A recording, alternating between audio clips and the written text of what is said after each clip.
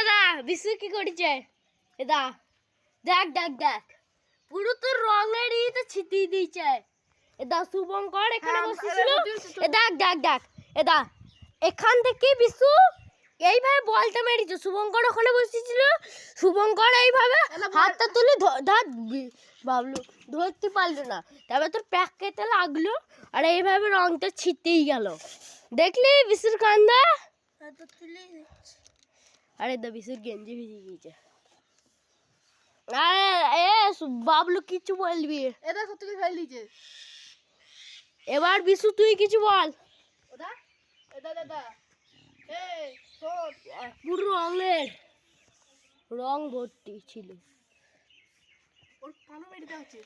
পানু মেরে দেবো হ্যাঁ পানু মেরে দেওয়া উচিত হ্যাঁ বিশুর পানু মেরে দেওয়া পূজার পুজো পানু মেরে এরকম পানু মারতে হবে না এলা হাতটা দে